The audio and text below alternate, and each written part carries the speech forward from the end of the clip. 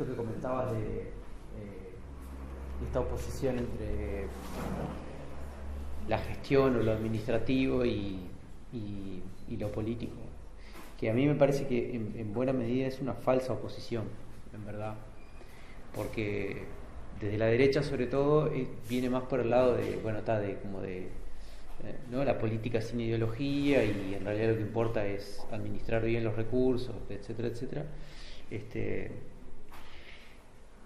Y a veces inclusive desde la izquierda se banaliza un poco lo que implica la gestión, entre comillas, o la calidad del gasto. Lo cierto es que en realidad en la izquierda, por lo menos yo no he visto un discurso sistemático que se tome esto con seriedad, y a mí me parece que es importante, porque justamente para separar, para eliminar esa falsa oposición, porque de verdad que es importante que el Estado gaste bien, pero no por un eslogan de gestión, gestión, gestión. A ver, todos los estados acá y en todas partes del mundo tienden a ser ineficientes, pero porque por su constitución, en realidad, están constituidos de tal manera que tienen muchas razones para caer en ineficiencias, que en definitiva implica que aprovechan mal los recursos que tienen, que captan de la sociedad.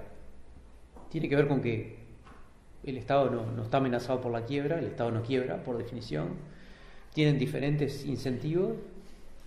Bueno, alguno ha pasado, sí, es cierto, pero en general la amenaza de quiebra no es una amenaza real, ¿no? Los incentivos son distintos, las reglas son distintas, porque el Estado tiene funciones reguladoras, tiene funciones que implica que necesariamente tenga un conjunto de reglas que implican mayores controles, mayores limitaciones, mayores restricciones en el accionar, pero son necesarias para garantizar determinadas cosas. Y eso le pasa a este Estado y a cualquiera. Entonces, en realidad, es administrar los recursos bajo un sistema de reglas que es completamente distinto al que tiene una organización privada. Entonces, por eso digo que es importante estudiar en profundidad esas cosas y asumirlo como parte de los objetivos de política. Hay muchísimos temas ahí. Cuando se habla mucho de la reforma del Estado, ahora ya casi ni se habla, ¿no? En un momento, en realidad, eso estaba más presente en el discurso de izquierda, ahora cada vez menos, me parece, que se hablaba de que era la madre de todas las reformas, etcétera. En verdad a mi juicio es algo súper relevante. ¿Cómo no va a ser relevante que el Estado, que en realidad representa casi un tercio del PIB, no utilice razonablemente bien los recursos, que va desde, como lo comentaba hoy, revisar permanentemente la pertinencia de cada programa público? Hay cosas que hoy pueden ser pertinentes que mañana no lo son. Esa discusión tiene que ser permanente, hasta la forma en cómo se ejecuta, y pero no por un tema de que tal o cual gobierno es ineficiente. Hay temas que son sistémicos, que tienen que resolverse, en realidad, que tienen que ver con la propia constitución del sector público, cómo está configurado. ¿Es una propuesta de cambio de perspectiva de Estado o es una privatización del Estado? No. Eso pueden ser dos cosas muy distintas. No, en realidad ahí, por lo menos desde la literatura, digamos, de nuestro palo, de nuestras disciplinas, mejor dicho, no tiene que ver con ir hacia una lógica, digamos, de reglas del sistema privado aplicadas al Estado, porque no funcionaría, porque en realidad los objetivos son distintos. Tiene que ver con entender dónde están las fallas y entender cuál es el objetivo y cómo se pueden corregir esas fallas o cómo se pueden mitigar esas fallas. En realidad pasa por ahí, y pasa por tener arreglos institucionales distintos, ¿no? Que van desde, por ejemplo, bueno, la forma en cómo se conciben a los funcionarios públicos, ¿no? ¿Qué es lo que puede hacer un servidor público y qué no? si puede tener otros empleos, por ejemplo, ¿no? Eso es una discusión que cuando uno participa de una entidad que es reguladora, por ejemplo, hasta cuestiones que tienen más que ver con la forma en cómo se organizan y funcionan las organizaciones públicas.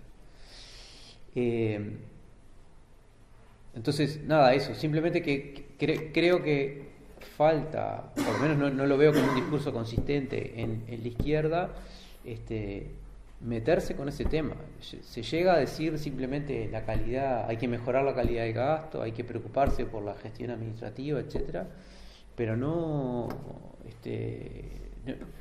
hay. La derecha, por un lado, cuando uno escucha hablar un poquito más en profundidad con eso, las referencias son, bueno, esto lo haría como administra una empresa, y no tiene nada que ver con eso. Por eso digo que de cierta forma es como una falsa oposición. Y después, algo que sobrevoló y simplemente para profundizar en alguna idea que hemos planteado varios, en este tema de ir más hacia una imposición sobre personas, ¿no? Por ejemplo en patrimonio, por ejemplo en utilidades, ¿no? Porque porque de hecho eso mejora los resultados distributivos, implica avanzar mucho más en transparencia, ¿no? Lo cual implica que el Estado tenga mucho más información, y eso es una tensión permanente, porque yo qué sé, lo que ha avanzado, por ejemplo, las facultades de la administración tributaria para tener información ha dado lugar a acusaciones de que en realidad el Estado es un gran hermano, etcétera, etcétera. Cuando uno lo compara con la información que tienen disponible los Estados en países desarrollados, no tenemos nada en realidad, de verdad. Hoy no sabemos mucho menos de la vida de las personas de lo que saben los Estados en los países más desarrollados, ¿no? Sobre todo en todo lo que tiene que ver con transacciones, etcétera, etcétera. Y en relación a eso, las empresas o las organizaciones privadas en general, también ahí cabe la discusión de qué es lo privado y qué es lo público, ¿no? Porque la información no tiene por qué ser necesariamente privada. Si de los contratos privados, entre privados, cuando es un contrato capital-trabajo, sabemos casi todo, de hecho. ¿Dónde está escrito que en realidad tengamos que saber casi nada sobre con otros tipos de contratos entre privados, ¿no? O sea, hay una desigualdad en la transparencia que es base de otras desigualdades, en realidad, ¿no?